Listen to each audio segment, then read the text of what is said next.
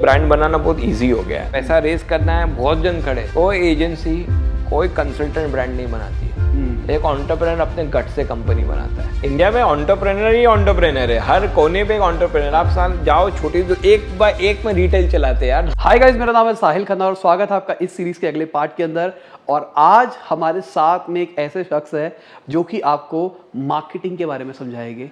Basically कैसे आपको right communication करना है, कैसे आपको अपने ब्रांड मैसेज को अपनी राइट ऑडियंस तक पहुंचाना है। तो चलिए जानते हैं उनसे उनके बारे में। हाय, दिस समीर मकानी फ्रॉम makanis.com। मैं 20 साल से इंडियन ब्रांड इकोसिस्टम में काम कर रहा हूँ और इन दिस पीरियड हमने काफ़ी ब्रांड बढ़ाए हैं, स्पेशली फैशन और लाइफस्टाइल स्पेस में। ग्रेट। तो मुझे अपनी थोड़ी सी जर्नी बताओगे? तो मैं और मेरे ब्रदर ने ये कंपनी स्टार्ट की थी जब मैं 16 साल का था और आशीष 18 साल के थे। हम बचपन में पॉकेट मनी निकालने के लिए हम विजिटिंग कार्ड का बिजनेस करते थे। इसमें हमें एक अपॉर्चुनिटी मिली थी, जो एक बहुत फेमस ब्रांड है प्रोवोग, काफ़ी लोग जानते होंगे। वो लॉन्च हो रहा था and they were also very young people. तो जब उन्होंने हमारे पास आए कि आप कुछ कर सकते हो, एंड हमने एक दिन रात को बैठ के उनका ऐड बनाया, जो उनका पहला ऐड था, बॉम्बे टाइम्स का पहला ऐड था, और ये रिलीज़ हुआ। और जब वो रिलीज़ हुआ आग लग गई, क्योंकि वो ज़माने में एडवर्टाइजिंग फैशन में थोड़ा बोरिंग हुआ करता था। रेमंड होता था और काफ़ी ब्रांड थे जो लंबे लंबे कॉपी ऐड होते। तो एक ज़माना था, एक ट्रेंड था, हर डेकेड का एक ट्रेंड हुआ करता था। वहाँ पे लर्नड ट्रेंड था, advertising was a very learned field. इसमें हमने प्रोवोक ऐड बनाया था, लेफ्ट टू राइट लोगो, धमाका, like a fashion magazine, and उससे वो रेज हो गया एंड एवरीबडी नोज कितना बड़ा ब्रांड बन चुका था वो। तब से हमारी जर्नी हमारे बेडरूम के एक कंप्यूटर से स्टार्ट हुई एंड अभी हमने 100 से भी ज़्यादा ब्रांडों को बड़ा करके, उनका कैंपेन वगैरह करके आज उनको कहीं, आज आई थिंक सारे रिस्पेक्टफुल ब्रांड्स है। More than 100 brands we worked on. तो जब स्टार्टिंग करी थी उस टाइम पे कुछ मार्केटिंग की समझ नहीं थी। तो ये 17 साल के लड़के ने कैसे सोचा कि मेरे को कम कॉपी वाला अच्छा और यूनिक डिज़ाइन बनाना है? सो जो हमें आता था वो हमें आता था, तो हम विजुअली बहुत स्ट्रांग थे। मैं और मेरे ब्रदर को एस्थेटिक नेचुरली आता है कि जब हम कपड़े जो पहनते, इंटीरियर जब करते, हमारा एकदम क्लीन लाइन, जैसे आप ऑफिस भी देखिए 16 साल पहले डिजाइन किया हुआ था पर आज भी मॉडर्न लगेगा। तो एक समथिंग हमारे को एक टेस्ट बोलते ना, टेस्ट नेचुरली गॉड्स गिफ्ट है। तो हम एस्थेटिक समझते थे, हम फैशन समझते थे एज यंगस्टर्स। जब ब्रीफ आया कि मुझे आज भी याद है, उन्होंने फ़ोन करके बोला, वो भी स्टार्टअप थे, तो उन लोग भी एक यंग टीम थी जो एकदम हंगरी थी। तो उन्होंने बोला एक टाइम्स ऑफ इंडिया से फ़ोन आया, बॉम्बे टाइम्स करके कुछ लॉन्च हो रहा है, हमने उधर एक ऐड बुक कर दी है, हम कुछ बनाओ। हमने शुरू किया बनाना। तो धीरे धीरे हम वो बनाने शुरू किया जो अच्छा लग रहा है हमें। तो और हम कस्टमर भी थे, एट दैट टाइम हम यंग थे, तो हमने वो बनाया जो हमको अच्छा लगता है। एंड लकीली जब वो बाहर आया तो सबको बहुत पसंद आया, because everybody was looking at नई एज में फैशन होना चाहिए। ये ईयर कौन सा है? ये 1998 की करीब। उस टाइम पे डिजाइन किस पे किया था? फोटोशॉप नहीं था, पर तभी हमारा कॉरल ड्रॉ, फोटोशॉप सब वर्जन 1 चलता था। मेरा कंप्यूटर में 25 MB का हार्ड डिस्क था, तभी 286 पेंटियम हुआ करता था, आज भी याद है। तो कंप्यूटर भी बहुत छोटे थे, हमारे पास मैक के पैसे नहीं थे, जनरली ऐड वगैरह फिर भी मैक में बनता था तभी। तो हमने अपने जो भी छोटे से कंप्यूटर में टाइम लगा के सेव करने 20 मिनट लगता था, फाइल खोलने 20 मिनट लगता था, पर ये ऐड बना। जैसे ही ऐड बना ये रेज हो गया। तो फिर धीरे धीरे सारे लाइफस्टाइल वगैरह के ब्रांड ढूंढते आए कि किसने किया, और उस हिसाब से हमारा काम धीरे धीरे बढ़ने लगा। तो मुझे थोड़ा समझाओगे, अगर कोई इस फील्ड के अंदर आगे बढ़ना चाहता है तो उसको कैसे सीखना चाहिए, किस किस चीज़ों के ऊपर ध्यान देना चाहिए? ये फील्ड काफ़ी बड़ा है, तो इसमें अगर आपको सीखना तो कौन सी साइड से सीखना है। जैसे आज डिजिटल एक बड़ा एस्पेक्ट हो चुका है जो पुराने लोगों को नहीं समझ में आ रहा है, क्योंकि एज लेड है, ये अंडरस्टैंडिंग है। आज कोई रील का ट्रेंड है, जो यंगस्टर होते हैं वो खुद का रील रोज डालते तो उनको नेचुरली आता है। सडनली हम लोग डालने बैठे रील तो हमारा एक सिंक नहीं रहता है। तो किसी को भी एडवर्टाइजिंग में आना है तो काफ़ी फील्ड है, तो हमें समझना पड़ेगा कौन सी फील्ड का मास्टर कर सकते हो, उसके हिसाब से होना चाहिए। तो एक होता है क्लाइंट सर्विसिंग और जो बिजनेस स्ट्रैटेजी होता है, जैसे MBA करके जो स्ट्रैटेजी और बिजनेस की अंडरस्टैंडिंग वहाँ से आती है। दूसरा होता है क्रिएटिव की कोर्सेज होते हैं जो BFA होते हैं, बैचलर इन फाइन आर्ट्स से शुरू होता है। तो वहाँ से वो आर्ट और डिज़ाइन काफ़ी लोग को नेचुरली भी आता है। आजकल कैनवा ने तो सबको आर्टिस्ट बना दिया है, तो वो जो नेचुरली आया तो ठीक है, पर एक स्ट्रक्चर थिंकिंग जो होता है एस्थेटिक का, वो BFA से होता है। डिजिटल है तो डिजिटल के काफ़ी कोर्सेज है जो भी, पर वो काफ़ी चीज़ें नेचुरली पिकअप होती है उसमें। तो ये अलग अलग फील्ड में आप डैबल करके अगर आप क्रिएटिव, तो आप क्रिएटिव में फिर आगे बढ़िए। फिर जो इंटरनेशनली भी काफ़ी बड़े कोर्सेज होते हैं, लोग बाहर जाके पढ़ के आते हैं। इंडिया में भी NID है जो सबसे टॉप इंस्टीट्यूट है, तो ये डिफरेंट इंस्टीट्यूट में आपकी मास्टरी होती है, तो आप फिर वो फील्ड में आते हो। फिर अगर आप मल्टी टैलेंटेड हो, अगर आपको क्रिएटिव का अंडरस्टैंडिंग और बिजनेस से ऐड, तो आप एडवर्टाइजिंग भी चला सकते हो फिर। और काफ़ी क्रिएटिव को जिसको बिजनेस की अंडरस्टैंडिंग है वो लोग भी एजेंसी चला सकते हैं, पर आपको आपका निश ढूंढना होगा, बाकी आप हायर करोगे फिर। तो अब छोटी सी एक मास्टर क्लास हो जाए बिजनेस अंडरस्टैंडिंग के बारे में। बिजनेस अंडरस्टैंडिंग एडवर्टाइजिंग की एनी बिजनेस? एडवर्टाइजिंग। तो एडवर्टाइजिंग की बिजनेस बहुत इजी है और सबसे डिफिकल्ट भी है। इजी क्यों है? क्योंकि मेरा कंपटीशन आज मोबाइल लेके बैठा है, वो आज कैनवा में क्रिएटिव बना है, वो भी मेरा कंपटीशन है। और जो बड़े MNCs है जो करोड़ों की ऑफिस लेके बैठे, वो भी कंपटीशन है, क्योंकि creative is a subjective matter. In advertising you need to understand, और आपको बिजनेस की जो समझ होनी चाहिए सामने वाले की, वो ज़्यादा इंपॉर्टेंट है। अगर आपको उसका बिजनेस का ग्रिप है, तो आपका बिजनेस धीरे धीरे सेट हो सकता है। तो उस एडवर्टाइजिंग को सेटअप करने के लिए आपको एक क्रिएटिव कोर बंदा मांगेगा, जो इधर आप हो या आपका पार्टनर हो। एक एडवर्टाइजिंग में स्ट्रैटेजी वाला बंदा लगेगा, और एक मैनेजमेंट में आप लोगोगे। ये 3 होना बहुत ज़रूरी है, तो किक स्टार्ट द प्रोसेस। अब स्ट्रैटेजी की बात करेंगे, स्ट्रैटेजी में कैसे स्ट्रैटेजी बनानी है और क्या क्या पार्ट्स है? सो स्ट्रैटेजी में again is a very interesting field, because हम अलग अलग बिजनेस से काम करते हैं, तो हमें हर बिजनेस की नॉलेज रखनी पड़ती है। तो जैसे अगर हम फैशन को ले लें, अगर फैशन जैसे मैंने बहुत बढ़िया ब्रांड लॉन्च किया एक बैंगलोर में, स्टाइल यूनियन करके। तो ये जब मेरे पास आया था, ये बहुत बड़े रिटेल एक्सपर्ट का चेन है। तो उन्होंने मुझे बताया कि जनरली ब्रीफ देते हैं, हम ब्रीफ पे काम करते हैं। सिंस मैं born and bought of fashion में हूँ, तो लकीली हमें ब्रीफ नहीं मिलती है, उनको पता है, हमें पता है। तो एज अ स्ट्रैटेजी जब हम गए देखने के लिए, तो उन्होंने बोला आप मुझे ब्रीफ मत दो, आप मुझे मार्केट सर्वे पे ले जाओ। तो उन्होंने मुझे बैंगलोर, हैदराबाद की जो मेन स्ट्रीट्स में घुमाया। हमने देखा वहाँ पे एग्जिस्टिंग ब्रांड्स है, वो प्राइस कैटेगरी में, और क्लटर कैटेगरी था, वहाँ सारे अच्छे कर रहे थे। तो हमने वो सारे को मैप किया और देखा कि सारे फैमिली, ये बिजनेस ऐसा था, इट्स अ फैमिली स्टोर, तो सारे फैमिली की कॉन्वर्जेशंस होती है। तो हमने आके ऐसा डिसाइड किया जो स्ट्रैटेजी के लिए, कि हम जा रहे फैशन में, फैमिली बिजनेस में, फैमिली फैशन के बिजनेस में हम फैमिली नहीं दिखाएंगे, हम 20 साल का बच्चा दिखाएंगे। इसका रीज़न क्या था? इसका ये रीज़न था कि मुझे एक ही चीज़ था, अगर मैं एक स्ट्रीट पर चलता हूँ, जैसे आप कमर्शियल स्ट्रीट पर चलोगे जहाँ उनका कंपटीशन सबसे ज़्यादा है, तो 3 दुकान यहाँ है, 3 दुकान यहाँ है। अभी इनका सबका एक बेसिक इमेजरी है जो फैमिली कर रहे हैं, या फैशन भी करते तो फैमिली को लेके करते हैं। तो मैंने डिसाइड किया कि हम अगर बात अलग कैसे, see at the end of the day offering तो सेम ही होती है। आपका प्रोडक्ट डिफरेंशिएटर 10% होता है। आप अगर आप रियलमी का फ़ोन ले लो, आप ओप्पो का फ़ोन ले लो, 10% डिफरेंशिएटर होता है, बाकी बिजनेस तो हर चीज़ सेम ही होता है। एक सूटकेस ले लो, तो उसमें स्ट्राइप्स यहाँ से होगी, किसी की स्ट्राइप्स यहाँ से होगी, पर बेसिक फंक्शन और क्वालिटी सेम होती है। तो हमें वो नीश डिफरेंशिएटर ढूंढना बहुत ज़रूरी है, जिसको हम हुक बोलते हैं। तो जिस दिन हमने अपने बिजनेस को समझ लिया कि हमारा हुक क्या है, हम वो हुक को लेके फिर बड़ा करते हैं। ठीक है। तो मुझे ये लगा कि ठीक है कि इसमें हुक बनाना पड़ेगा, और ये फेक हुक नहीं था। तो हमने जब सोचा कि अगर ये यंगस्टर पोजिशनिंग करते हैं, तो हमने क्लाइंट को जाके बोला आप थोड़ा यंगस्टर का माल भी ज़्यादा बनाओ। तो ऐसा नहीं हो कि मैं खाली यंगस्टर दिखाऊँ और वो अंकल के कपड़े पहने हुए। तो उन्होंने भी अग्री किया, एंड धीरे धीरे फिर जब वो ब्रांड शेप अप हुआ, हमने उसको एकदम यूनिवर्सिटी फील दिया। हालांकि still caters to the family, पर हमने एक वॉइस बोलते हैं इसको, ब्रांड का वॉइस जो चूज किया वो एकदम यूथ की तरफ किया, एंड विजुअली भी मैच किया उसको और प्रोडक्ट से भी मैच किया। जैसे जब हमारे पास आए थे, उन लोग एथलीशियर में नहीं जाने वाले थे, तो उन लोग आए तो बोला कि अगर यूथ करना है तो हमें जिम का तो डालना ही होगा, जो उनके प्लान में नहीं था। फिर हमारे एडवाइस से उन्होंने जिम क्लोथिंग भी डाली, and today the brand has launch and is very big success, because वो स्टैंडिंग आउट सारे दुकानों से हटके लग रहा है। तो हमने एक ही चीज़ की कि अगर मुझे दुकान खोलना है तो हर चीज़ हटके क्या होगी, तो हमारा पोजिशनिंग भी वैसी बनी है, नेवर ब्लेंडेड। तो हमने वो ब्रांड की पोजिशनिंग ही वो बना दी कि हम कुछ भी करेंगे, हम ब्लेंड इन नहीं होंगे, and it's a big success today. It's just launch, but we are hoping to be के number 1 in India in 5 years। ठीक है, तो उसके अंदर आपने क्या क्या देखा था? एक तो ब्रांड वॉइस होता है। हाँ। तो हम शुरू कैसे करते हैं, पहले एक ब्रांड नेम का डिस्कशन होता है। ठीक है, मैं मान के चलता हूँ मैं अपना मर्चेंडाइज निकाल रहा हूँ, ठीक है, मैं आपके पास आया हूँ, आप मेरे पास आए, तो आप 2 तरीके से होगा, या तो आपके माइंड में कोई ब्रांड नेम होगा, या तो आपके पास एक कॉन्सेप्ट होगा।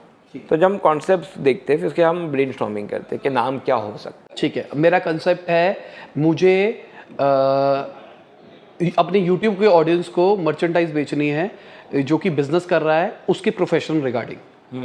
मतलब अगर आप ग्राफिक डिजाइनर हो तो ग्राफिक डिजाइनर सेंट्रिक हो गई, अगर आप डॉक्टर हो तो डॉक्टर सेंट्रिक हो गई। टी शर्ट बेचो तो सब लेंगे ना है हाँ।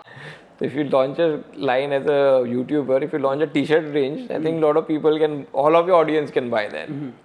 So anyways, for example, हम T-shirt लेके चलते हैं as a product, because क्या होता है हर एक कैटेगरी को आप लेने जाओगे तो सबकी पोजीशनिंग अलग हो जाती है। ठीक है। So for example, हम फैन मर्चेंडाइज बना रहे हैं, हम साहिल का ही मर्चेंडाइज बनाते हैं जो people who love you will love to wear it. So एक T-shirt है, तो आप आए कि मेरा YouTube का पेज है, ये ब्रांड का नाम है, ब्रांड नेम अगर आपका नाम हो तो अलग बात है, नहीं है तो हम उस पर क्या कर सकते हैं। तो अभी जैसे साहिल है तो हम सोचेंगे S X और E डाल दे हम तो सेक्सी हो जाए, अब यंग ब्रांड हो जाए, तो हम ऐसा उल्टा फुल्टा सोच के कि क्या पोजीशन करे। फिर जब नाम आ जाता है, सबसे क्रिटिकल स्टेप है जो सारे स्टार्टअप को सुनना बहुत ज़रूरी है, जो हमेशा मिस हो जाता है, ट्रेडमार्क। हम काफ़ी टाइम क्या करते हैं, हम कंपनी जब शुरू करते हैं तो हमारा कंपनी रजिस्टर होता है, तो लॉट ऑफ पीपल थिंक ये हमारा कंपनी रजिस्टर हो गया तो ब्रांड रजिस्टर हो गया, और यहाँ तो हमने लोगो कॉपीराइट करा दिया तो ब्रांड रजिस्टर हो गया। ये कम्प्लीटली अलग चीज़ है। तो कॉपीराइट अपना लोगो का है, वो अलग चीज़ होता है। कंपनी का रजिस्ट्रेशन वो फाइनेंशियल ट्रांजैक्शन रजिस्ट्रेशन होता है। हमारा एक ब्रांड का ट्रेडमार्क रजिस्ट्रेशन होता है, जो ब्रांड नेम का हमारी कैटेगरी में कोई यूज़ ना कर सके। ये सबसे इंपॉर्टेंट एस्पेक्ट है, क्योंकि अगर आपका स्टार्टअप है और आप ग्रो कर रहे हो तो आपको कुछ पता नहीं कि आप कितने बड़े बन जाओगे, और वैल्यूएशन जो होती है आपके ब्रांड नेम पे होती है। तो अगर आपका ब्रांड नेम ही सिक्योर नहीं है, वो आपका ट्रेडमार्क नहीं है या राइट हर कैटेगरी में नहीं है, जैसे कि एग्जांपल आपने किया भी होगा तो आपने आपको रजिस्टर यूट्यूब में कर दिया, पर आज आपको मन हो गया मुझे टी शर्ट बना के बेचना है, पर जो टी शर्ट बनाने का क्लास ही अलग है, तो क्लास 25 है, जो शूज़ और कपड़े क्लास 25 में आते हैं फॉर एग्जाम्पल, तो 30 क्लासेस है इंडिया में, हर एक क्लास में अलग अलग बिजनेस जाता है। तो ये जब हम सोचते हैं तो हमें सोचना चाहिए अगर अगले 10 साल में मैं क्या क्या पॉसिबल बिजनेस कर सकता हूँ, फिर वो ब्रांड नेम में वो सारे बिजनेसेस को ब्लॉक करना चाहिए। हम क्या करते हैं, आज मैं टी शर्ट का काम कर रहा हूँ तो मैं खाली टी शर्ट ब्लॉक कर देता हूँ, कल मालूम पड़ा मेरे बैट बिकने अच्छे शुरू किए, और बैट का क्लास ही अलग है और आपका और रजिस्ट्रेशन ही नहीं हो क्लास में, और कोई ना कोई क्या होता है कि इंडिया और सब बाजू कोई लोग घूमते रहते हैं, कोई भी फेमस होता है, जैसे कोई फेमस वॉच ब्रांड जितने भी है सबका प्लाईवुड का नाम दिखेगा आपको, क्योंकि जब किसी ने वॉच चालू किया कभी सोचा नहीं था कि प्लाईवुड कौन रजिस्टर करेगा, पर क्या कहता है आपने करोड़ों रुपए एक्सपेंस कर दिए आपका ब्रांड बनाने, अभी वही नाम का प्लाईवुड बिकता है, वो फ्री में ब्रांड यूज कर रहा है आपका, आप कुछ कर नहीं सकते हो। That's why registration of your trademark is very important process. इसके लिए मैं आपको एक अच्छी टिप भी दूंगा, एक वेबसाइट है तो इस पर लॉयर की ज़रूरत होती है, और 10 से 15 हज़ार रुपये का ही खर्चा है, ज़्यादा एक्सपेंसिस नहीं है पर क्लास, और इसमें भी लॉयर के पास सेकंड जाने के पहले कि हम जब नाम सोचते हैं, नहीं तो सर्च का भी पैसा लगता है। इंडिया का एक वेबसाइट है IP इंडिया ऑनलाइन, अगर आप ये गवर्नमेंट के साइट पर जाए और आप अपना ब्रांड नेम जो माइंड में डाले और क्लास डाले तो आपको बता देगा कि वो अवेलेबल है कि नहीं, और जब अवेलेबल हो जाए तो फिर आप लॉयर को टच करके उसको सिक्योर कीजिए। ये एफर्ट में आपके लाइफ के बहुत सारे टाइम और पैसे बचेंगे। नेक्स्ट स्टेप है ब्रांड नेम आ गया ना, वही ब्रांड नेम के बाद ब्रांड पोजिशनिंग और ब्रांड फिलोसॉफी होती है। जैसे नाइकी है तो जस्ट डू इट, जैसे ये मैं स्टाइल यूनियन करके जो ब्रांड की बात कर रहा हूँ उसका हमने नेवर ब्लेंड इन किया, पर उसके नेवर ब्लेंड इन के पहले हमने पूरी ब्रांड की मैन्युफेस्टो लगी कि हम किस साइकोलॉजी में जाएंगे, हमारा ब्रांड का एटीट्यूड क्या रहेगा, हम उस पर वर्क करते हैं, उसको बोलते हैं ब्रांड आर्किटेक्चर। पहले एक ब्रांड आर्किटेक्चर बिल्ड होता है कि उसमें समझो आपको इजीली समझने के लिए मैं बताता हूँ, अगर ये एक ब्रांड है वो ह्यूमन बीइंग होता तो क्या क्या करता, तो हम वो भी एक स्लाइड होता है कि 25 साल का होता, मस्तीखोर होता, झूठ नहीं बोलता, ऐसे एक ब्रांड की पर्सनालिटी बनती है। फिर पर्सनालिटी से हम पोजीशनिंग पे आते हैं, वो पोजीशनिंग के बाद हम लोगों का काम शुरू करते हैं। ये राइट वे है। हम लोग क्या करते हैं, सीधा ग्राफिक डिजाइनर DTP वाले को बुला के लोगो शुरू कर देते हैं, दैट इज शॉर्टकट। और कभी आपका टेस्ट अच्छा हो तो लोगो अच्छा बन जाता है, बट अगर साइंटिफिकली जाए तो brand positioning, brand architecture exercise करके हम जाके फिर ब्रांड का लोगो का काम शुरू करते हैं। तो once the positioning and confirm and then we start never blending. तो हमने जो न्यूमोनिक बनाया उसमें हमको बताना इंक्लूसिविटी। तो हमने लोगो अगर समझो उसमें एक ब्रैकेट में क्लोज था, पर बिकॉज हमारा पोजिशनिंग था कि नेवर ब्लेंड इन, हमने उसमें कट किया कि ओपननेस है, इंक्लूसिव है। तो ये सारे थॉट प्रोसेस एक्चुअली लोगों में आते हैं, उसका मीनिंग होता है। हालांकि दिखता में एक लोगो ग्राफिक डिजाइन नहीं है, पर उसमें काफी थॉट प्रोसेस होता है। ठीक है। थॉट प्रोसेस का फायदा ये होता है कि आप जब आगे बढ़ते हो, बड़ा काम होता है, अभी समझो आपका बड़ा काम हो गया, आपको वेबसाइट करना है, तो वेबसाइट बनाने के आप ब्रीफ क्या दोगे? ये हमारे पास मैनिफेस्टो पॉलिसी रहेगी, तो आप उसको दोगे कि ये हमारा ब्रांड का फिलॉसफी है, तो वो हिसाब से वो भी डिजाइन करेगा। नहीं तो हम क्या करेंगे, हमारा ये लोगो है वो कुछ अलग बना देगा, तो इज नो सिंक। एंड ये इंडियन और फॉरेन कंट्री में ये बहुत फर्क है। फॉरेन कंट्रियों में काफ़ी अच्छी तरीके से ब्रांड प्रोसेस होता है, रिस्पेक्ट होता है। हम यहाँ पे कर डिजाइनर को ग्राहो, हम इंटरनेट पे जाके गूगल करके शटर स्टॉक से निकाल के यूज कर लेते हैं। बिजनेस आपका अच्छा है तो सब चीज़ चलता है, पर अगर साइंटिफिक ले जाओ तो इसका तरीका यही है। So once we make your logo, then हम बताएंगे आपका लोगो आपका शर्ट पे कैसे आएगा। Since again we understand fashion, इसमें काफ़ी चीज़ें होती है। हम कोई चीज़ अच्छी देख लिए पर उसकी एम्ब्रॉयडरी में प्रॉब्लम होगा कि वो एम्ब्रॉयडरी एक ही थ्रेड से होता है, कनेक्टेड होता है, तो होगा कि नहीं होगा। तो ये काफ़ी मिस्टेक ये भी करते लोग। दिखने में अच्छा लग गया, whether is a finance company also, उसने ग्रेडियंट डाल दिया ऐसा, लेकिन जब वो प्रिंटिंग में जाता है प्रिंट ही नहीं हो पा रहा, उसके लिए हर एक चीज़ ऑफसेट प्रिंट करना पड़ता है। तो ये काफ़ी टेक्निकल चीज़ है जहाँ अगर आप समझ के लग जाएगा हमारा यूज़ क्या है। तो जैसे कि मैंने अगर फैशन टी शर्ट का लोगो बना है आपका साहिल का, अभी वो एस का जो लोगो बनाऊंगा उसको मैं पहले सैम्पलिंग में दूंगा कि एम्ब्रॉयडर होता है कि नहीं, एम्ब्रॉयडरी में प्रॉब्लम, ये राइट वे है विच हमें नॉलेज है तो हम वो फॉलो करते हैं। इसके लिए क्या होता है, जब बनने के बाद कभी तकलीफ नहीं आती, क्योंकि हम ब्रांड बनाते हैं, हम ये सोच के बनाते हैं कि ये परपेचुअल हो। वर्ल्ड में सबसे बड़ा जॉय तो ब्रांड का ही है। क्या एक चीज़ है जो हवे में बनी हुई है, ब्रांड नेम। जूता तो जूता है, पर नाइकी में आज 4,000 हम देते हैं। आज कैंपस है जो इंडियन ब्रांड है, वो भी ब्रांड अभी बनाने की कोशिश कर रहे हैं फॉर एग्जांपल, तो उनका एक पर्टिकुलर प्राइस ब्रैकेट है। But when you build a brand you can command a price. That's why brand is a very important thing that you need to do.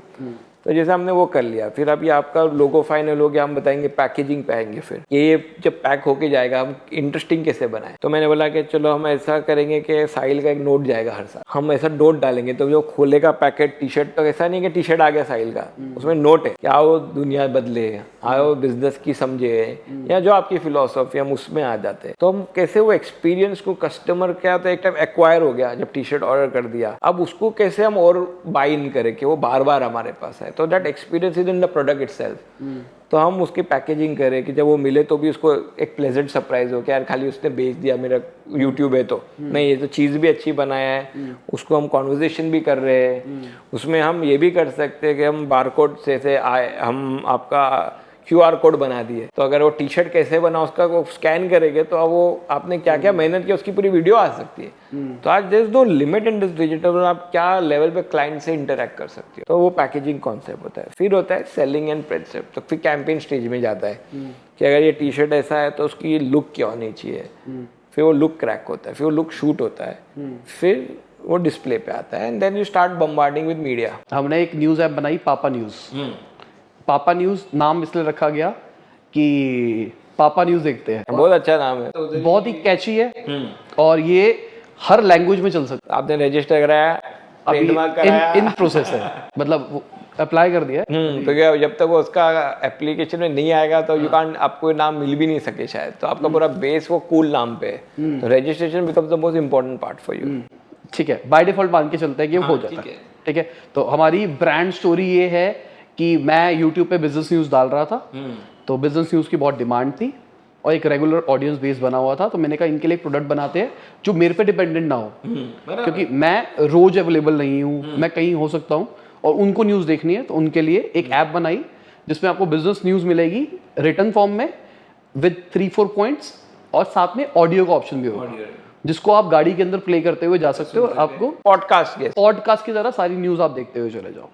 Plus इसमें एक और ऑप्शन है जिसमें आप भी रिपोर्टर बन सकते हो। आपके पास भी वॉइस है कि आपकी गली में कुछ हुआ जो कि एक मेन स्ट्रीम मीडिया कभी रिपोर्ट नहीं करता, आप उसको न्यूज़ को सबमिट करके लोगों तक ले जा सकते हो। विकीपीडिया जैसा हो गया ये कि विकीपीडिया में हम कोई भी इंफॉर्मेशन अपडेट कर सकते हैं सेल्फ। हाँ, थोड़ा सा उस टाइप का कह लो, पर बेसिकली आपके गली के बाहर कुछ इंसिडेंट हुआ, हाँ, तो आप डाल दिए, आप खुद रिपोर्ट कर सकते हो और उस पे पॉइंट सिस्टम है और आप उस पे अर्न भी कर सकते हो क्योंकि आप हमारे कंटेंट क्रिएटर हो।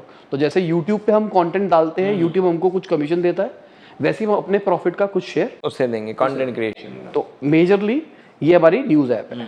और नाम हमने पापा न्यूज़, मैंने आपको बता दिया कि हमने पापा न्यूज़ इसलिए रखा क्योंकि कल को अगर हम मल्टी कंट्री भी जाते हैं तो ये पापा हर लैंग्वेज में हर एक कंट्री के अंदर काम करते हर एक ग्लोबली भी हर एक कंपनी में जो ट्रेडमार्किंग के लॉज अलग होते हैं। अब जैसे एडिंग ऑन कि आप जब दुबई जाओगे तो उसका ट्रेडमार्क का लॉ अलग है, कॉस्ट अलग है, हर एक क्लास का कॉस्ट अलग है, वो भी आप ध्यान रखना होता है। हालांकि अगर आपके पास URL है तो वो यूनिवर्सल हो जाता है एक तरीके से, पर अगर ब्रांड को सिक्योर करना है तो हर एक कंट्री के भी अलग अलग लॉज होती है। ठीक है, अब बताओ क्या करें? मैंने आपको ब्रांड फिलॉसफी बता दी, ठीक है। तो इसमें हम समझा पाते हो मेरा ये पापा न्यूज़ है, बिकॉज आपने एक होमवर्क तो कर दिया ब्रांड नेम का। तो अभी हम सोचे कि हुक क्या है। तो जितना मुझे आपके ब्रीफ से समझ में आया है कि आपने जो अभी दिया उसे ब्रीफिंग ही बोलते हैं। आप कस्टमर भी आप हो सुनने का और क्रिएटर भी आप बन सकते हो। तो ये हमारा हुक है कि ये एंगेजमेंट प्लेटफॉर्म है जहाँ आपको जो सुनना है वो भी मिलेगा, आप कुछ सुनाना है तो भी हम सुनना। तो मैं बोलूँगा तो उसकी पोजिशनिंग पर ले क्रैक करते हैं। सुनो और सुनाओ,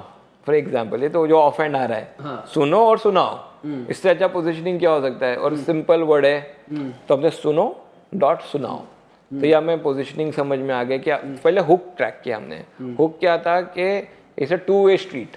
न्यूज इज जनरली 1-वे स्ट्रीट कि न्यूज हम खाली सुनते हैं, हम ये न्यूज सुना भी सकते हैं। तो पापा न्यूज सुनो और सुनाओ। और सबसे सिंपल वर्ड है, आपके ऑडियंस को ये वर्ड समझ में भी आएगा। ये वर्ड डिराइव भी आपके उसमें से होता है कि सुनना पड़ता है न्यूज़। तो मतलब ये बोलना है किसी को आपने न्यूज़ सुना, तो ये जो आपका पोजीशनिंग है, इससे अच्छा पोजीशनिंग नहीं मिल सकता मेरे हिसाब से कि वो जो वर्ड रेगुलरली यूज होता है वही हो। तो इसे स्टिकीनेस बोलते हैं, ये स्टिक हो जाता है। जैसे पापा में स्टिकीनेस है क्योंकि हम रोज पापा बोलते हैं। तो सुनो सुनाओ हमको वो एक स्टिकी है। और अपना हुक से ये आया है। जो हुक क्या था? Two way communication. तो हमने सुनो सुनाया। अभी इसमें हम लोगों का काम शुरू करेंगे। तो अभी समझो एग्जाम्पल लोगो है, रफली बता रहा हूँ जो अभी ध्यान में आ रहा है कि एक आदमी अपने किसी दूसरे को सुना रहा है, पर ये दोनों आदमी सेम है। तो बोलने वाला भी आदमी सेम है, तो वो लोगो बन सकता है। एक डिजाइन लैंग्वेज में एक आदमी कुछ बोल रहा है और दूसरा आदमी सुन रहा है, पर वो दोनों आदमी सेम है। तो ये कैसा ये जर्नी है कि सुनो सुनाओ से लोगो बन रहा है, पापा न्यूज से नहीं बन रहा है। अगर आपने पोजीशनिंग नहीं की होती है और अगर हम पुराने रास्ते पे जाते तो हम क्या करते थे, बुड्ढे पापा जैसा कैरेक्टर ढूंढ के लोगो कुछ बनता था, ओल्ड लोगो बनता था। पर now logo will be made from the positioning crack. तो हमने सुनो सुनाओ से बना दिया, ये लोगो गया। अब अभी इसका एस्थेटिक काम शुरू होगा। फिर जब ये लोगो बन जाता है, क्योंकि UI UX का बहुत बड़ा प्ले रहेगा क्योंकि आप ऐप में जा रहे हो, तो हम डिफाइन करेंगे कि ये 2 मेजर कलर यूज होगा जो लोगो में यूज हुआ है, रेड और ब्लैक है। तो आपका प्राइमरी कलर सेट हो जाता है। ये प्राइमरी कलर किस बिहाफ पे आपने डिसाइड किया? कि न्यूज का कलर आप देखोगे कहीं ना कहीं रेड ब्लू ब्लैक स्पेस में होता है। तो हमें होमवर्क करके देखना पड़ता है कि क्या होता है, उसमें थोड़ा रिसर्च होता है। फिर अगर बजट है तो उसमें प्रॉपर रिसर्च भी होते हैं, माइक्रो रिसर्च, कंज्यूमर रिसर्च। वो लोगो बनने के बाद, जैसे मैंने जापानीज ब्रांड का जब काम किया था, तो उनका हर एक स्टेज पे रिसर्च होता है। रिसर्च में क्या होता है? रिसर्च में क्या होता है कि हम रिसर्च एजेंसी के पास जाते हैं, हम उसको बोलते हैं लोगो। उसमें बहुत चीजें होती है। एक होता है आपका मार्केट कितना बड़ा है, आपके मार्केट में सुनने वाले लड़के कितने, लड़की कितने हैं, ये सारे डिटेल रिसर्च से पता चलते हैं। आपका मार्केट का साइज क्या है, हर एक जो आपको फाइन करना है, रिसर्च एजेंसी वो जॉब पे करके आपको ला के देती है।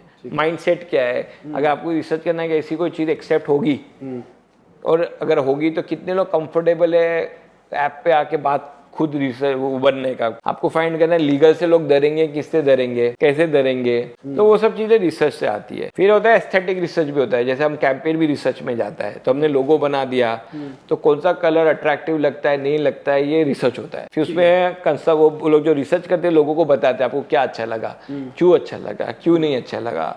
फिर जो पोजिशनिंग होता है उसमें भी 3 ऑप्शन बन के जाते हैं कि सुनो सुनाओ अच्छा है कि पापा की बात। तो वो रिसर्च एक स्ट्रक्चर बेस से पब्लिक से एक ओपिनियन लेके आता है और जो यूज होता है। तो इन दिस केस वो थोड़ा अंडरस्टैंडिंग से हमको पता चलता है। अगर प्रोफेशनल रिसर्च नहीं तो हम इंटरनेट पे रिसर्च करते हैं कि क्या कलर, क्या नहीं, कैसा करना है। फिर उस हिसाब से कलर डिफाइन होता है। फिर वो कलर जब डिफाइन होता है उसको बोलते हैं मास्टर कलर है। तो आपको ऐप वगैरह बनाना है तो मास्टर कलर्स में ही बन सकता है और वो ब्रांड से सिंक होता है। फिर उसके बाद नेक्स्ट स्टेप आपका ऐप बन गया।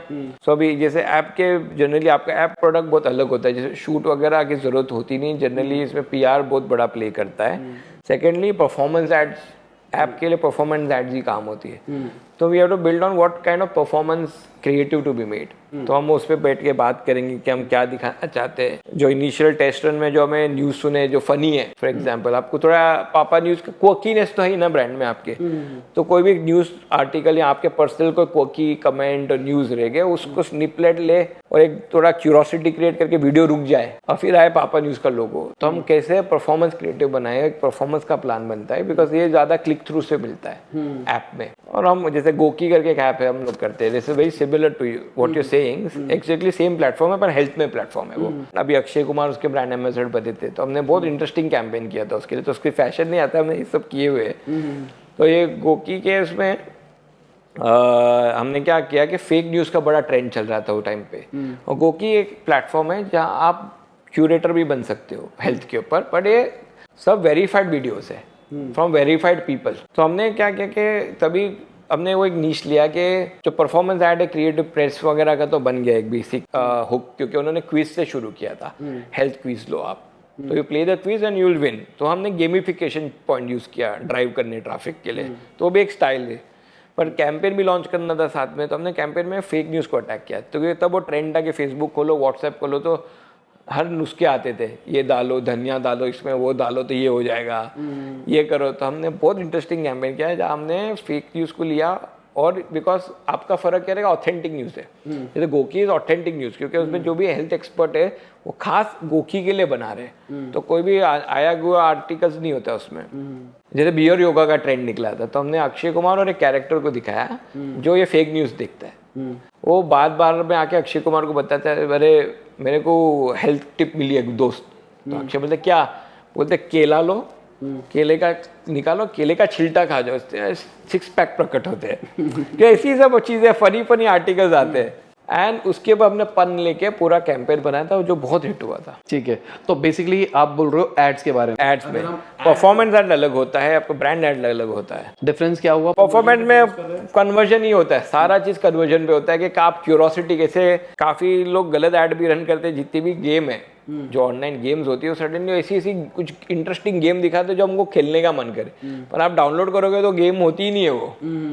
ये तो लड़की अटक गई है, कैसे खिले, नीचे लावा है ना, ऐसा कुछ दिखाते हैं। वो सब गेम्स वही कर रहे हैं, लेकिन आप गेम में जाओगे तो कोई लेना देना ही नहीं होता है। तो परफॉर्मेंस ऐसे था क्लिक बेट, तो उसमें हम क्लिक बेट क्या होगा कि सुना है क्या पापा, कोई कुछ सेलिब्रिटी कुछ बोल रही है, रुक गए पी, कुछ ऐसा हो के रुक जाएगा, क्यूरोसिटी आदमी क्लिक करेगा। ब्रांड एड होते हैं कि हमको हमारा कॉन्सेप्ट सुनाना है कि सुनाओ का मतलब क्या है। तो जैसे चाइनीज विस्पर एक गेम है जो एक दूसरे को बोलते जाने का कुछ बाहर अलग हो जाता है। तो अगर मुझे फिल्म बनाना हो तो चाइनीज विस्पर को लेके पन लेके कुछ कर सकते हैं, और हम दिखा सकते हैं ये 10 आदमी एक दूसरे से बात कर रहे हैं और न्यूज़ बाहर क्या आ रही है, और यहाँ तो इसी को वही न्यूज़ मिल रही है, और पर हम बताएंगे सारे कैरेक्टर वही है कि साहिल ही है, दूसरे साहिल को कुछ बोल रहा है, रिटर्न वो न्यूज़ साहिल के पास ही आ रही है, because that's your concept, right. अगर मैं थोड़ा story telling point of view से बात करके चलूं कि जो हम ब्रांड की एड बना रहे हैं उसमें स्टार्टिंग में तो हमने कुछ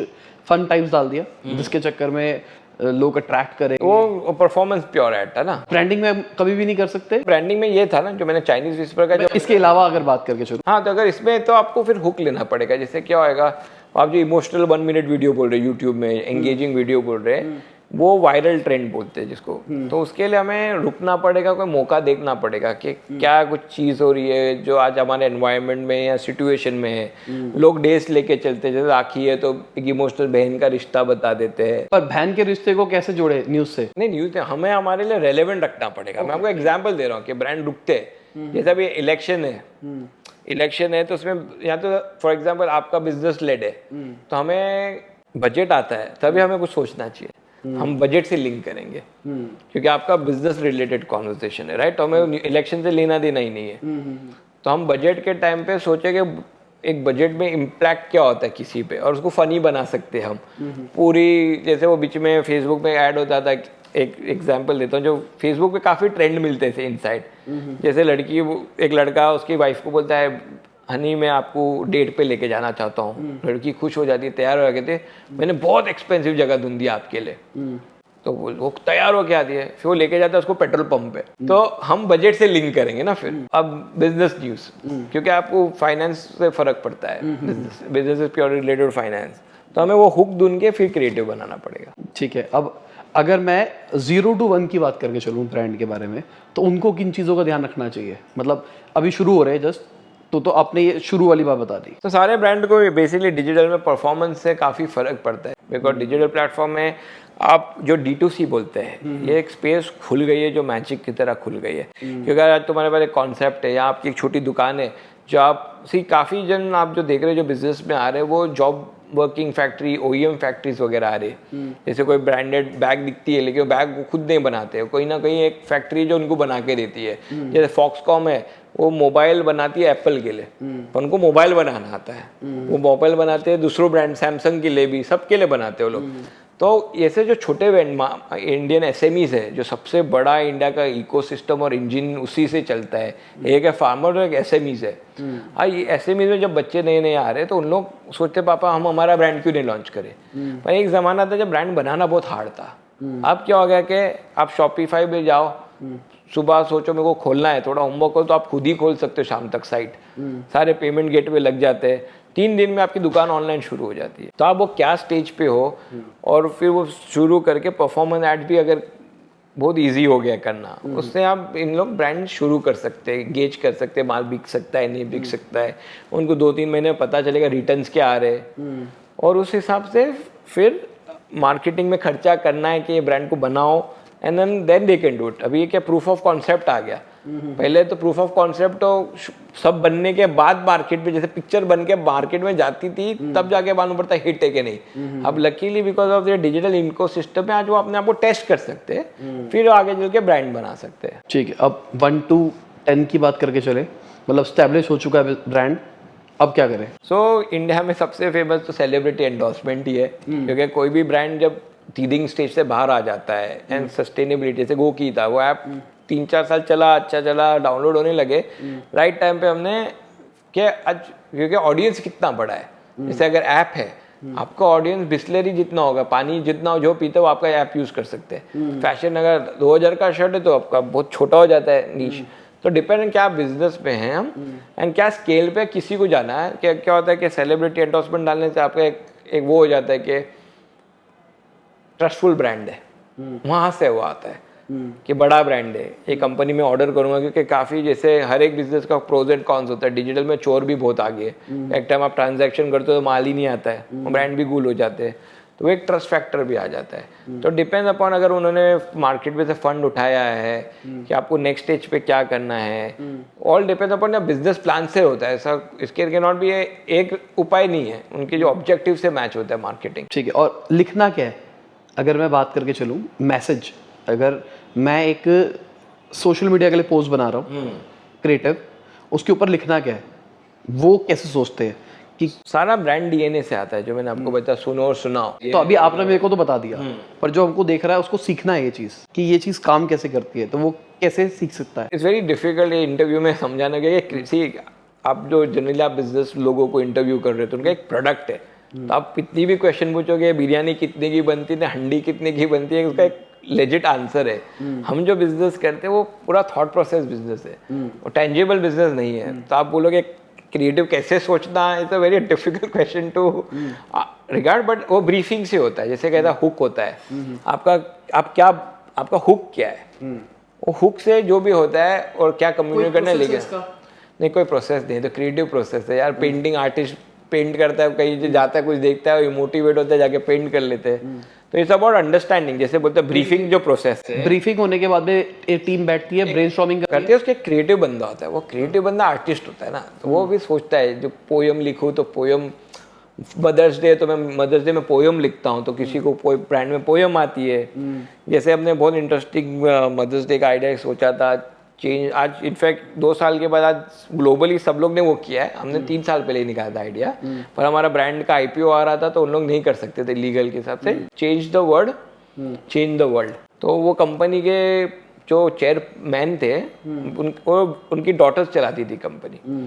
तो हमने मदर्स डे में सोचा कि लोग मदर्स डे में क्या विश करते हैं या कुछ करते हैं, हमने सोचा हम एक कंपनी में इनका चेयरमैन को चेयरपर्सन कर देते, कि मैन क्यों है। आप कभी सुना है सब चेयरमैन लिखते ही है, why chairman should be chairperson. तो हमने बोला कि हम वो खाली उतना चेंज करते हैं और पीआर में पूरा लेवरेज करते हैं। ये पूरी ब्रीफिंग के ऊपर होती है और ब्रीफ इज वेरी इंपॉर्टेंट। तो अगर आपको ब्रीफ मिल गया, अगर मैं आप जैसे आप मुझे क्वेश्चन पूछ रहे हो तो मैं आपको आंसर दे सकता हूँ, तो that's why brief is very important. और वो क्रिएटिव बंदा होता है, फिर क्रिएटिव का भी विजुअल बंदा होता है, वो डिजाइन बंदा अलग होता है। वो डिजाइन सोचेगा, आपने सोचा आप बोलने के लिए कि आपने बोल दिया हाई हेलो लिखना है, वो हाई हेलो कैसे लिखना है वो अलग आर्टिस्ट बैठेगा जो विजुअली बनाएगा उसको। तो ये प्रोसीजर होता है, पर देयर नो साइंस कैसा, वो क्रिएटिव थिंकिंग है वो। तो टीम को हायरिंग कैसे करते हो? तो हायरिंग हम कॉलेजेस से भी जाके फ्रेश टैलेंट ले आते हैं, बाकी रिक्रूटमेंट एजेंसीज होती है जो हम आपका जॉब डिस्क्रिप्शन दे देते हैं। फिर जैसे वेबसाइट से काफ़ी, अगर डिजिटल है तो सोशल समोसा वगैरह जो बड़े बड़े साइट्स है आपके सपोर्टर है, वैसे काफ़ी फेसबुक और इंस्टाग्राम में पावरफुल पेजेस है इस रिलेटेड। हम we play ad in their stories और रील्स, तो वहाँ से फिर सीवीज आते हैं, हम शॉर्टलिस्ट करके हर एक डिपार्टमेंट के हिसाब से भी हायर। किसी को अगर एड एजेंसी खोलनी है तो बेसिक पर अच्छी तो कितने रुपए पर मंथ की टीम बनती है? सो बेसिकली एक पार्टनरशिप करोगे तो सारा काम आपको ही को आता है, तो जनरली इसकी पैसे की जरूरत नहीं है। That's the beauty of this industry. नहीं आता मतलब नहीं होता है तो समझो अगर आप एक बिजनेसमैन हो, मुझे एजेंसी खोलनी है, तो आपको कम से कम एक स्ट्रैटेजी, एक क्रिएटिव में 2 जन होते हैं, एक आर्ट वाला अलग होता है, कॉपी वाला अलग होता है, ये 3 और एक क्लाइंट सर्विसिंग, ये 4 बंदे तो लगेंगे ही लगेंगे। और कॉस्ट कितनी एवरेज अच्छे टैलेंटेड की? अच्छे टैलेंट की कम से कम 50,000 से 1 लाख की कॉस्ट होती है मिनिमम, जो आपको हेल्प करे, क्योंकि इसके बाद हम जूनियर रख सकते हो। तो मतलब 4 लाख रुपया मंथ, 4-5 लाख रुपया पर मंथ। एक ऑफिस का स्पेस जो रहेगा उसका 1 लाख का खर्चा होगा। 5-6 लाख रुपया पर मंथ में आप एक अच्छी सी एजेंसी की शुरुआत कर सकते हो। ठीक है। तो मेरे को भी ये समझ में आया कि अगर आपसे कुछ पूछना है तो आपको एग्जांपल देने होंगे। हाँ, क्योंकि क्रिएटिव है ना, तभी आप बता पाओगे। एक प्रोडक्ट है हमारा, प्रोडक्ट का नाम है एड्रिला। अब ये क्या है? एडटेक है। एड्रिला का ओरिजिन कहाँ से हुआ? एजुकेशन का गोरिल्ला, एड्रिला। तो इसमें गोल क्या है कि स्किल लर्निंग प्रोवाइड करनी है, कि बच्चा आने वाले 5 साल के बाद में 12th करने के बाद में सीधा ये कर सके। उसको हम एक पाथ प्रोवाइड करेंगे कि अगर उसको क्रिएटिव में घुसना है तो उसके बाद पूरा एक क्रिएटिव पाथ है। जैसे आपने फाइन आर्ट्स की बात करी, फाइन आर्ट सिखाया, टूल सिखाए, फोटोशॉप, इलस्ट्रेटर। फिर उसके बाद हर फील्ड का एक एक्सपर्ट आ रहा है, जैसे कोई एक लोगों का मास्टर क्लास कैसा कॉन्सेप्ट। हाँ, वो मास्टर क्लास वाला कॉन्सेप्ट हर एक का एक आ रहा है। तो आपने एक पूरा पाथ चुना और वो पूरा पाथ चल रहा है। तो 4-5 पाथ है जो कि आपके पास ऑप्शन है 12th के बाद में करने का। तो 6 महीने में आप अगर निकलोगे वहां से कंप्लीट करके तो आप एक स्किलफुल बंदा निकलोगे। ये गोल है। ब्रीफिंग दे दी मैंने आपको। और कुछ जानना है? नहीं, तो इसमें हमें सबसे बड़ा क्वेश्चन एज अ प्रोडक्ट रहेगा कि हम वो बंदे कस्टमर को ऑडिट कैसे करेंगे, उसको क्या करना है। अभी एज अ बिजनेस प्रोपोजिशन आपका प्रोपोजिशन ये है कि हमें ये 6 फील्ड है, आप सिलेक्ट करो। तो इसमें भी पर उसको हम कैसे ऑडिट करें कि उसको जेन्युइनली, जो काफ़ी लोगों को ये एज में, मेरे नेफ्यू वगैरह भी है, उनको नहीं पता उनको क्या करना है, बराबर है। आज वो मेरा नेफ्यू हार्वर्ड पहुंच गया, लॉयर बन रहा है, पर उसको जाना था कोई और फील्ड में लाइफ में। तो इनको हर 3 महीने में इनका चेंज होता है, उनको क्या करना है। तो हम उनकी स्किल सेट को ऑडिट कैसे करें, इसके लिए हमने एक फीचर बनाया। तो वो पर्सनालिटी टेस्ट है। तो बेयर्स मॉडल जो था 16 पर्सनालिटी का, तो हम आपसे कुछ क्वेश्चन पूछेंगे, उसके बिहाफ पे हम आपको जानेंगे कि आप कैसे हो। तो कुछ 50 क्वेश्चंस पूछने के बाद में हम आपको प्रिसाइजली बता देंगे कि आप कैसे हो, आपका इंटरेस्ट किस फील्ड में है और आप किस डायरेक्शन में जा सकते हो। और ये फ्री है सबके लिए। तो वो करने के बाद में उसको पता लग जाएगा कि ये वाला पाथ अगर मैं चुनता हूँ तो मेरे लिए शायद बेटर हो। और वो पाथ के लिए मैं केपेबल हूँ, उसका भी एक टेस्ट का लेयर है। नहीं, वो टेस्ट का लेयर इंपॉर्टेंट है। फॉर एग्जाम्पल मेरे हिसाब से, मैं गलत भी हो सकता हूँ, मैं अगर मैं सोचता हूँ मेरे को कॉपी राइटर बनना है, मैं कॉपी क्रिएटिव लिखूंगा, मैंने वो पाथ में गया, मैंने पर्सनालिटी में आ गया, मैं लिख सकता हूँ क्योंकि मैं क्रिएटिव, मैंने जवाब फनी दे दिया। एक होता है क्रिएटिव स्किल सेट और एक राइटिंग स्किल सेट अलग होता है। थिंकिंग इमेजिनेटिव तो सब होते हैं हम, पर उसको एग्जीक्यूट कर पाते हैं कि नहीं, उसका एक स्किल सेट होता है। ठीक है। तो आई फील दैट अगर हम कुछ उसमें ऐसा बनाते हैं कि अगर समझ आपने फील्ड ले लिया तो उसमें एक टास्क होना चाहिए। जो हम लोग भी आजकल क्या कर रहे हैं, इंटरव्यू लेते बड़ा मजा आता है, ज्वाइन करते बंदा काम ही नहीं कर पाता। तो हमने भी अभी क्या किया, हमने हमारे ऑफिस में टेस्ट बनवाया है। अगर आपको आना है हमारे पास, ये टेस्ट दे के आओ। हम उसको एक लाइव ब्रीफ, एक मॉक ब्रीफ बना देते हैं, वो दे देते हैं। तो I think that will be a good. See agency एक होती है ना, जो अच्छी एजेंसी होती है, खाली डिजाइन नहीं करती, वो बिजनेस में चैलेंज करती है आपको, आपके आइडियाज को चैलेंज करती है। आपको यहाँ पे कोई गैप रहेगा तो वो अपना गैप में बताती है कि गैप क्या है। तो ये भी एक रोल होता है। अच्छी एजेंसी और एक ग्राफिक देते हो तो क्या डीटीपी जेरोक्स वाले भी लोगो बनाते हैं, हम भी लोगो बनाते हैं, तो फर्क क्या रहेगा? तो ये यही होता है कि we are more of consulting companies. ये मैंने बोला आपने ऐड कर दिया, तो अभी आप जब ऐड कर दिया फाइंड हु यू आर करके, इसका हुक ये बन गया कि आपको हम, इसका हुक स्किल सेट नहीं रहेगा, क्योंकि स्किल सेट वाले 50 ऐप है और बोलते हैं कि स्किल सेट है। जैसे एडटेक हो गया ना, स्किल में जाता है तो स्किल अपग्रेड है या तो नॉलेज अपग्रेड है, तो वो हुक नहीं रह सकता है। तो ये क्योंकि हमारे बहुत सारे लोग ने बहुत सारे कर लिए और इतना फंडिंग है, इतना पैसा है इस एडटेक में, मैंने काम किया एडटेक में भी, भर के पड़ा है, तो आप डिफरेंशिएट कैसे हो सकते हैं? तो ये आपका डिफरेंशिएटर बन सकता है। ठीक है, अब मैं क्लाइंट की तरह बात करूंगा। ठीक है, अब मेरे को नहीं पसंद आया है आप जो मेरे को विजन दे रहे हो, मुझे इसका विजन रखना है, find the right course for you types. वही तो मैंने बोला ना कि वही ब्रीफ दे रहे हो मुझे, तो मैंने क्रैक कर लिया है। तो आप you want to change the brief. For example आप आके मेरे को बोल सकते हैं कि नहीं, हमारा जो लर्निंग साइकिल है वो बहुत इंटरेस्टिंग है। जो स्किल सेट एक होता है कि आपने पढ़ लिया, पर हम मेक श्योर करेंगे आपको स्किल सेट एक्वायर होगा। हाँ बिल्कुल। तो हम लाइव इंटर्नशिप रखेंगे, है इसमें, है ना? तो लाइव इंटर्नशिप आ गया फॉर एग्जांपल, तो क्या वो हुक बन सकता है? मुझे उस पर हाईलाइट करना है। सिर्फ ब्रांड को भी क्लैरिटी होना चाहिए कि वो बेच के आ रहा है ना। तो ब्रीफ इसके लिए होता है, एक ब्रीफ होता है जो मोस्ट क्लाइंट देते हैं, जो हमारा बिजनेस समझाते हैं। जो मार्केटिंग से हैवी क्लाइंट होता है, वो इंटेलिजेंट होता है, वो एक्चुअल हमें देता है कि मुझे ये बोलना है, आप क्रिएटिवली बोलो अभी इसको। तो जो अगर बड़ा कंपनी में जाऊंगा मैं, जैसे एक ऑन्टर ब्रांड कंपनी में जाऊंगा तो आप जैसे बिजनेस समझाएगा। अगर ये एडटेक अगर कोई इंटरनेशनल कंपनी आता है उसके पास जाऊंगा तो वो तो मुझे ब्रीफ फॉर्मेट पूरा देगा कि हमारा ये हुक है और हमें ये बोलना है। फिर हम उस पर काम करते हैं, उसको क्रिएटिवली कैसे हम कॉन्वर्सेशन करें। ठीक है।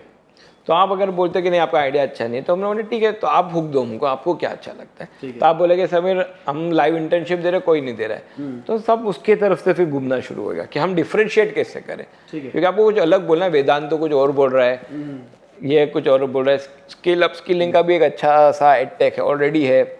हमारा गोल क्या है कि अगर आपने वो कोर्स कंप्लीट कर दिया, आपने राइट कोर्स और पूरा कंप्लीट कर दिया, बेसिकली क्या है, आपको सारी वीडियोस इकट्ठी अनलॉक नहीं होगी। क्योंकि मुझे ऐसा लगता है गेमिफिकेशन कर रहे हैं हम, गेमिफिकेशन कर रहे हैं। क्योंकि आजकल क्या हो गया इंडिया के अंदर, लोग कोर्स ले लेते हैं, देखते हैं नहीं। तो क्यों ऐसा हो गया? क्योंकि लाइफ टाइम है।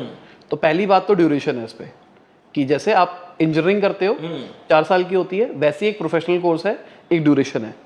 दूसरा, आपको जैसे रोज क्लासेस पे जाना पड़ता है, वैसे एक सिस्टमेटिक लर्निंग होगी। कुछ प्री रिकॉर्डेड वीडियोस होगी, कुछ रिकॉर्डेड। अगर आदमी ने पूरे पैसे दे दिए है तो आप उसको गेमिफाई कैसे कर सकते? तो आपको बिजनेस स्ट्रक्चर वैसा बनना पड़ेगा। तो it's a very good idea that I why don't you make it कि हम इसमें gamification, first edtech that works on gamification. तो पोजीशनिंग क्या रहेगी? अगर समझो ये ब्रीफ है कि मैं बोलूँगा अगर आपको धीरे धीरे खोलना है तो हम उसको रिवॉर्डिंग बनाएंगे। तो पोजीशनिंग हो गई अर्न योर नॉलेज, कि आपको नॉलेज मिलेगी नहीं, आपको कमानी पड़ेगी।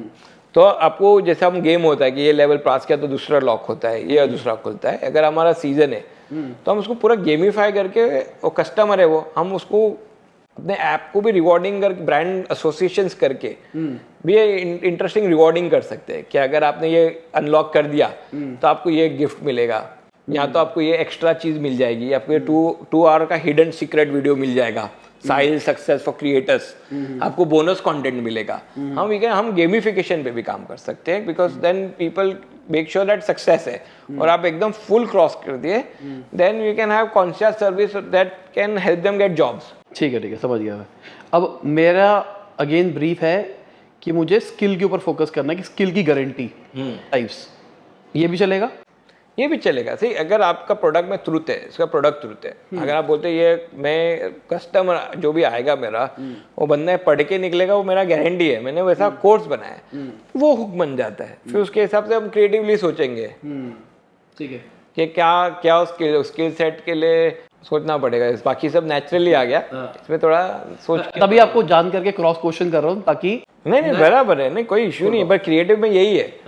क्रिएटिव में क्या है, टेंजेबल आउटपुट नहीं है ना, जूता नहीं है, फैक्ट्री नहीं है, तो सोच के पैसे है। तो अगर वो है तो उसके ऊपर भी कोई लाइन लिख सकते हैं, उसके आसपास स्ट्रैटेजी बना सकते हैं। It's all doable.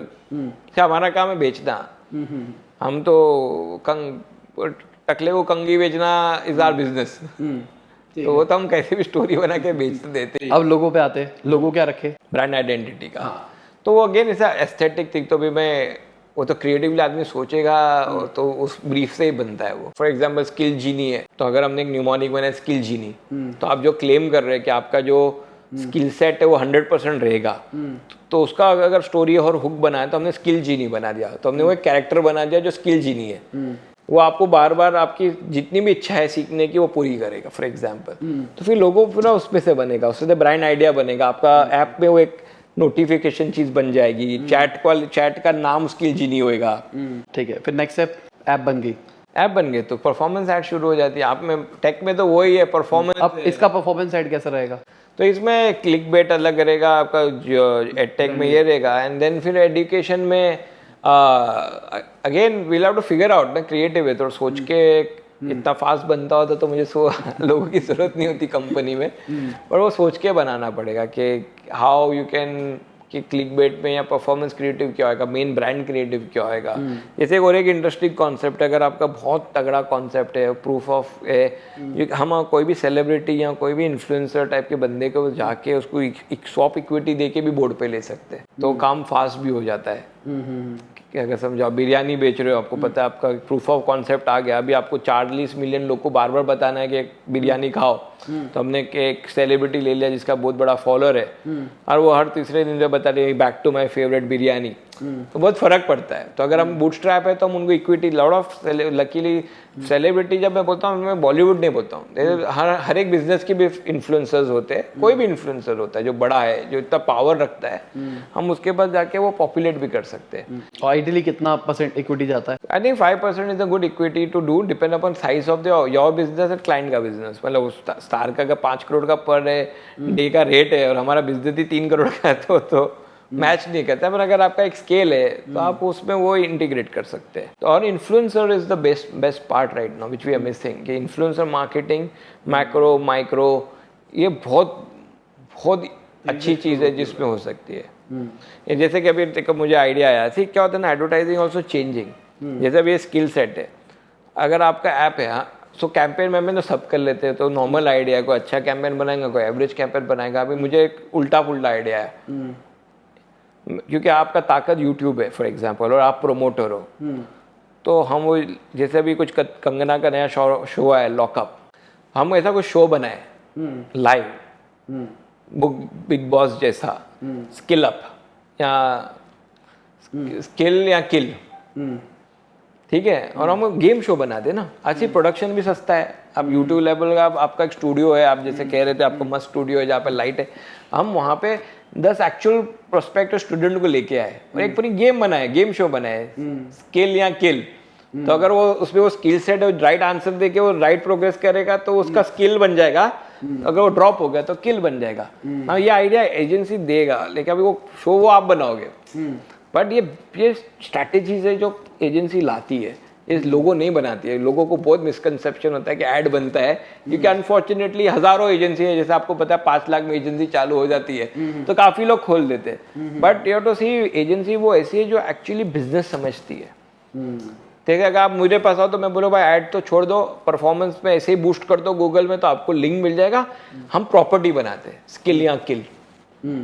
हाँ, वो स्किल या किल बना दो तो आपको बेस्ट पार्ट क्या, आपकी जो एडवर्टाइजिंग से आपको पैसा आएगा, लॉस मेकिंग नहीं होगा, मार्केटिंग के साथ पैसा भी मिलेगा और इनकम भी शुरू हो गया। इसके लिए फिर मोटे पैसे मिलते हैं ना हमको ऐसे आइडियाज। हमको तो मिल गया। हाँ, आप ले लो, मेरे तरफ से गिफ्ट है, पर बहुत अच्छा आइडिया है, आप कर लोगे तो I think you can, because आपके YouTube is your game, you can really do it and it's a great idea।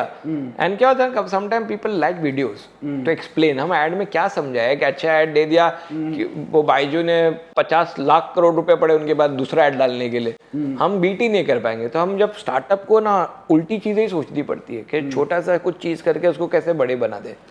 I think this is a great idea. If you genuinely have that app बना रहे हो आप, तो skill या किल। और ये एड्यूटेक में कोई भी गेम शो नहीं है सरप्राइजिंगली। ठीक है, तो सबसे पहले थैंक यू, एनी टाइम आपने टाइम दिया, आपने इतने सारे आइडियाज दिए जिसको मैं एक्सप्लोर भी कर सकता हूँ। नहीं, करिए ना, और आइडियाज जो तो कभी भी फोन कर लेना। हाँ बिल्कुल, मैं आपको भेजता भी रहूंगा, कुछ आइडियाज दिमाग में आएगा तो। डन डन, ठीक है, आपको ये भी भेजते रहेंगे, इनको भी कुछ चाहिए, कुछ भी आपसे एडवाइस चाहिए, एनी टाइम। डिस्क्रिप्शन में मैंने लिंक दे दिया है, इनका लिंक्डइन भी दे दिया, सब दे दिया। Thank you so much for coming and giving us opportunity. Thank you. कि हमने भी स्टार्टअप में इतनी जर्नी में इतनी रफ तो टफ टाइम देखा ना, अगर किसी की जर्नी हम आसान कर सकते तो उससे बड़ा आप किसी को कुछ नहीं दे सकते हो। क्योंकि इसमें एक एडवाइस से आपका 4 साल बच सकता है, 5 साल बच सकता है। तो आप जो कर रहे हो उससे मेरे को लगता है काफ़ी लोगों की ज़िंदगी अच्छी बन रही है, तो we all thank you for that. मेरा बेसिकली प्लान भी यही है इस सीरीज को लेके कि 5 साल बाद अगर मान के चले तो इंडिया के अंदर जो एज ऑफ एंटरप्रेन्योर्स हो गए वो बहुत ज्यादा हो।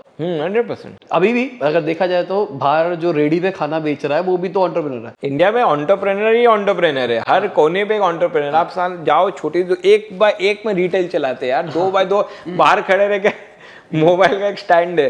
India is a genius market. अब मार्केटिंग सब कुछ चेंज हो रहा है, दुनिया चेंज हो रही है, तो वो लोग कॉप अप नहीं कर पाएंगे।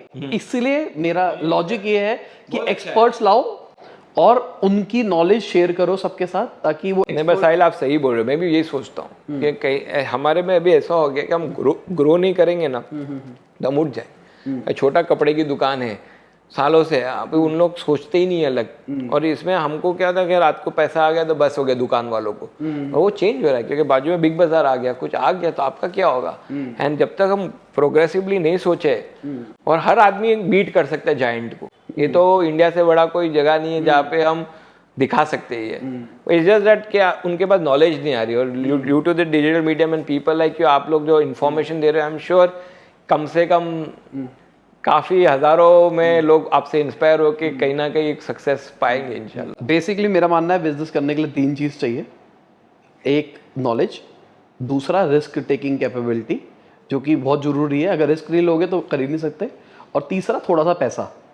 आजकल हवा में क्रिएट हो गया है कि बिना पैसे के बिजनेस बन जाता है, पर इनिशियल बूटस्ट्रैप मतलब कुछ तो करने के लिए पैसा चाहिए। इसमें ना एक चीज मैं बताऊंगा, एंटरप्रेन्योर का गट सबसे इम्पोर्टेंट है। कोई एजेंसी, कोई कंसल्टेंट ब्रांड नहीं बनाती है, एक एंटरप्रेन्योर अपने गट से कंपनी बनाता है। उसके गट होता है एक। मैं हमेशा हर क्लाइंट को बोलता हूँ कि आप मेरे को कितना भी पैसा दो, मैं आपका ब्रांड नहीं बना सकता जब तक आपके गट में नहीं है मैं ब्रांड बनाऊं। मैं ऐसा कुछ करूँ कि आप अगर क्लूलेस हो तो कोई डायरेक्शन नहीं दे पाएगा। सो मैं यही बोलना चाहूँगा, जो भी अपने गट पे भरोसा रखिए, अपने आप पे भरोसा रखिए, सब आ जाता है। आज देश में ना पैसे की कमी नहीं है, पूरे वर्ल्ड में पैसा रेज करना है, बहुत जन खड़े बैकअप देने के लिए, पैसा आ जाएगा, एक्सपर्टीज आ जाएगी, एक आपका प्रूफ ऑफ कॉन्सेप्ट और बिलीफ में जो कन्विक्शन है, हम लोग वो देखना चाहते हैं। तो इसी के साथ ये वीडियो खत्म होती है। उम्मीद करता हूं आपको मजा आया होगा। लाइक कर देना, शेयर कर देना, कमेंट बताना वीडियो कैसी लगी। बाय, गुड नाइट, शब खैर, खुदा हाफिज, गुड मॉर्निंग, गुड आफ्टरनून, जब भी आप वीडियो को देख रहे हैं। आज रैपिड फायर नहीं कर पाया, मेरी फ्लाइट है इसलिए नहीं कर पाया, पर मेरा प्लान पूरा था, क्योंकि मुझे लगता है कि इनके साथ अगर मैं रैपिड फायर करूंगा तो वो रैपिड फायर नहीं रहेगा, वो एक लंबा फायर, रैपिड बॉम्ब हो जाएगा वो बेसिकली वो फिर वो एक्सप्लेनेशन, वही क्रिएटिव है ना, तो फिर वो एक्सप्लेनेशन में चला जाएगा और बहुत टाइम लग जाएगा, और दिल्ली अभी दूर है चलो बाय।